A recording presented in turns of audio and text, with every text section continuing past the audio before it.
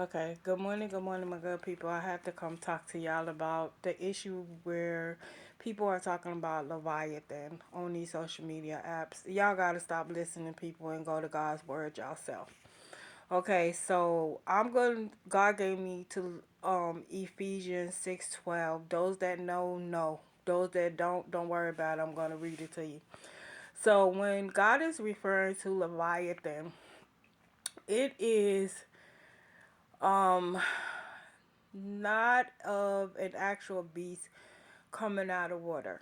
It is symbolic to him overthrowing, him having the type of power and authority to overthrow those who think they are in such high power and authority. He's about to deal with y'all. Like Assyria or Babylon that opposes God's people, God and his people. So, which God will slay. You go to verses like Isaiah 27 1, Psalms 74, Psalms 104:26, and Job 41.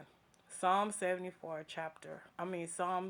chapter 74 and Job chapter 41. And it lets you know that God has total control over it. This mythical representation of evil political is associated with political enemies and future symbolic meal of for the righteous, meaning the righteous ain't gonna have to worry about it. You gonna sit back and you gonna let God deal with what he's gonna deal with. God's word says, "For our struggle is not against flesh and blood, but against the rulers, against the authorities, against the powers of this dark world, and against the spiritual forces of evil in the heavenly realms." Ephesians 6:12.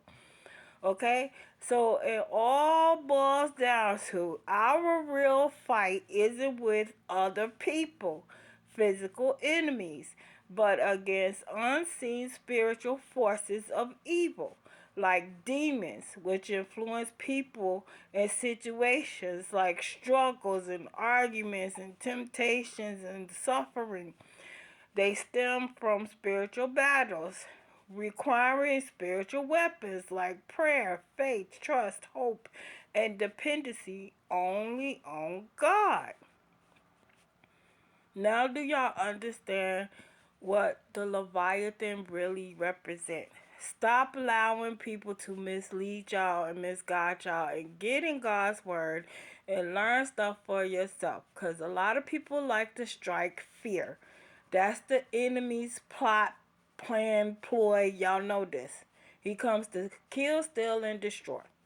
Destroying your peace would mean he wants to struck fear up in y'all. Don't y'all understand? Ain't y'all tired of these people jumping on social media outlets, coming up with something out the Bible that you know, obviously, they not reading it for themselves, or they making up something from what they read and not understanding it or interpreting it the way God wrote it in his word, or having some type of one-on-one spiritual connection with God so he can interpret his word for them and put it into their spirit, let it minister in their spirit, and then they go carry out the word in which God gave them from the word in which they read.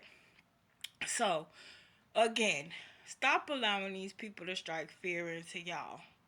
Okay? Pay attention to God's word. I told y'all in other videos before long ago that you're going to have to get deeper into God's word for him to reveal things. Okay?